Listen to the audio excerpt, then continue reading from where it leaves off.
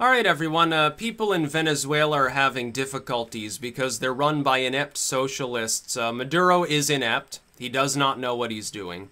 Chavez was inept. He didn't know what he was doing. He just happened to be managing the Venezuelan economy when oil prices were high. So he's like, diversify our portfolio? Diversify our exports? Nah, that's dumb. We just need to keep pumping that crude out of the ground and we'll be just fine, because oil prices will never catastrophically fall by, 2/3 at some point in the near future after I keel over and I'm thankfully dead. I'm not surprised his child at home was torched by people who are pissed off at his regime in the country. And Maduro is basically just a more inept version of Hugo Chavez anyway. He's got the same policies, other than he's more butcherous, maybe. But you look at Venezuela.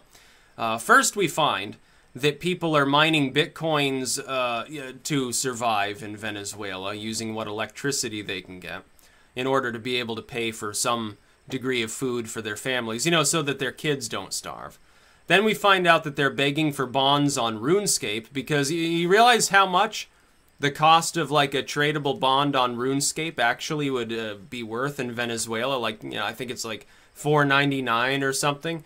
Yeah, if you're just playing RuneScape all day because you're getting subsidized government electricity, you get a couple of bonds or whatever, you basically, you get the membership and then you start playing, and then you can use bonds to gain more membership, and then you can extend it out, without any further investment. I used to do that. I used to be a full member on RuneScape just by repeatedly getting a bond. What I would do is I'd make in-game money, get a bond, get, a couple weeks of membership, then I'd go grind my way through in Slayer and do farming and stuff, and you can easily make enough to get another bond during that 2-week period. It got to the point where I had like 4 or 5 months of membership that I'd paid for just with bonds and never paid a cent for the game. So it can be done. The profit could be considerable. Considerable by Venezuelan standards, I mean. You'd still be talking about sub-minimum wage here. Now, of course, I just pay for my membership. But, yeah, I can understand why they'd be doing that. It's, your electricity is free or heavily subsidized, so you don't have to worry on that end. You just play RuneScape all day. But they're not playing it for enjoyment. That's the sad part, and it's such an enjoyable game to play.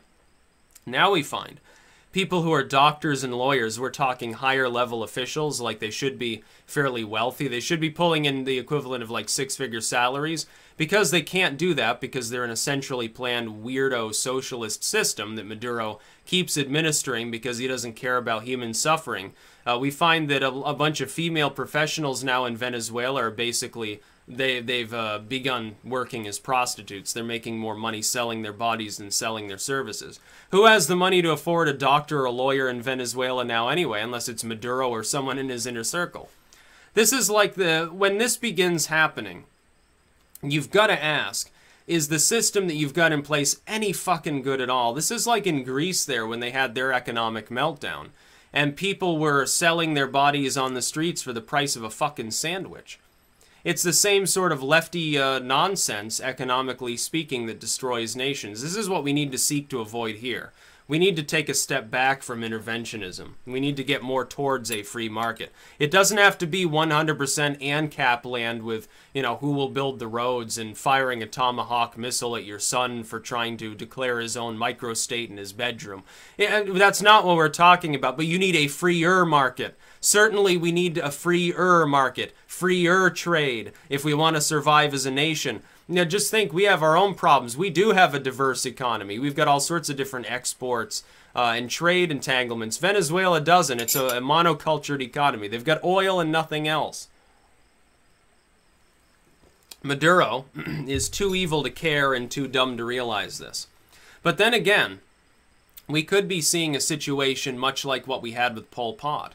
Pol Pot, the most butcherous, insane individual to ever walk this earth. His death toll was lower because he had a lower population to kill off, but he was psychologically, he was way, way worse than Mao ever was. Way, way worse than Stalin, way, way worse than Hitler or any other grand butcher throughout the modern era. Pol Pot was the worst. But Pol Pot always claimed, hey, people weren't even delivering me people were telling me we had a surplus and things were fine and people loved me. And I was just ignorant of this fact half the time because nobody dared to tell me that things were going wrong. So, you know, I'm kind of sorry for that. And he seemed ultimately even a little bit repentant towards the end of his life. He's like, oh yeah, I'm sorry I killed 3-4 million people. Probably a blot on my character. Maybe Maduro's just dumb. Well, if he's dumb, he should come out and admit it and say, oh shit, I didn't realize how bad things were because I was sitting here in my fucking mansion and didn't realize how bad off things were when people, you know, who are doctors and lawyers were having to work in a brothel. When people were having to sit there and play RuneScape for 16 hours a day in order to get a loaf of bread for their fucking family. Maduro should just come out and say it straight if he's that ignorant. By the way, the travel ban that Trump has extended to Venezuela, I actually do not support extending the travel ban there, and I'll tell you why. It gives Maduro something to whine about, and that's exactly what he did. He went out before the UN, oh, U.S., the great Satan, Trump thinks he's the emperor of the world, these Americans are trying to kill me, blah, blah, blah. Well, it's your own fault that your economy sucks. You're the one who manages your economy. It's your own fault and Chavez's fault for never diversifying beyond, hey, we've got oil to sell, and oil is now worth a lot less, and we spend a bunch of money trying to give people cheap shit to improve their lives as though it helped, and now we can't even afford the energy for them to run the appliances that we subsidize so heavily when times were good. That's your fault. Unfortunately, that argument will hold weight with some other governments, with some people in Venezuela, and it'll probably prolong the suffering of the Venezuelans by helping to prop up the regime, because now they can say, oh, look, the U.S. is responsible for our problems, the travel ban. He'll argue that somehow the travel ban has made the economy bad. Just like somehow the sanctions made the economy bad, even though the economy of Venezuela was churning right along and doing fine under sanctions, by the way, for some time before the oil price collapsed. That's what screwed your economy. But Maduro's not honest. He wants to save his job and probably his throat, so he's never going to admit to that fact. Neither would Chavez, by the way. He persisted in the same tired old line, blame the United States for all of our problems. Not our problem, not our fault. I don't think we should get involved at all. That includes imposing a travel ban or additional sanctions. Nope, I think we should leave it alone and let it sort itself out. If the other Latin American states, if the Colombians want to get involved, the Brazilians, whatever, let them get involved. You're in the same continent, we're not. It's not our fight. It's not our problem, and I would absolutely warn the U.S. government. We shouldn't be even thinking about striking Maduro. No, let the people there take care of it. You want to give them ideological support, say, hey, if Maduro does get knocked off, wink, wink, nudge, nudge, yeah, we'll invest heavily in your country. Don't worry, Uncle Sam will help you sort it out. Because, you know, we'd probably rather buy your oil anyway than buy it from the Middle East. Maybe we'll give you a few extra dollars a barrel just to show that we're not a player hater. We could do something like that, but so far that hasn't been done. Which leads me to believe that D.C. is not serious about the issue, including under the Trump administration. Obama was even less serious. Obama was more like, oh yeah, Maduro has legitimate complaints against the evil United States, because, you know, Obama, he liked to throw U.S. weight around, but he also liked to pretend to be reluctant to do so. So in Syria, he's like, yeah, we're going to bomb everyone, we're going to get involved, hey, I want to fire some cruise missiles at Assad's forces. You know, and then he has to back up and say, oh, but the House has to vote on this, and they turn him down widely, which was great. House of Commons in the UK did the same thing, and then we got to see, I think wasn't it David Cameron, he clenches his ass together, because he always did this, oh, this is a dark day for Britain, because we can't go kill a bunch of civilians, which is the goal in the beginning anyway.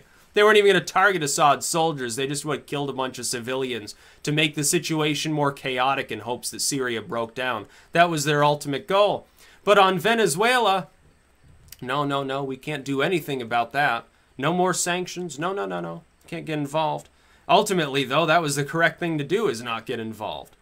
What the hell have the Venezuelans ever done to us? I don't see them invading the United States. I don't see Venezuela saying, oh, we're going to bomb the United States. No, there's one country right now that's threatening to actually bomb us. It's in the Korean Peninsula, and it rhymes with Borf, Korea. It has nothing to do with Latin America. We should be focused only on that one theater. We shouldn't be focusing on the Middle East and Venezuela and all this shit. As far as the travel ban extending to North Korea, okay, not like any North Koreans were traveling here in the first place. Oh, one person a year was trying to immigrate because they got to China and they didn't get captured. Then they got to Thailand without getting captured. Then they said, hey, Uncle Sam, I want to come in as a defector and give you intel. They run a tight ship, tighter than Venezuela. Their border's practically porous. Venezuela and Colombia, there's all sorts of smuggling going on there. I guess they're trading RuneScape bonds for toilet paper.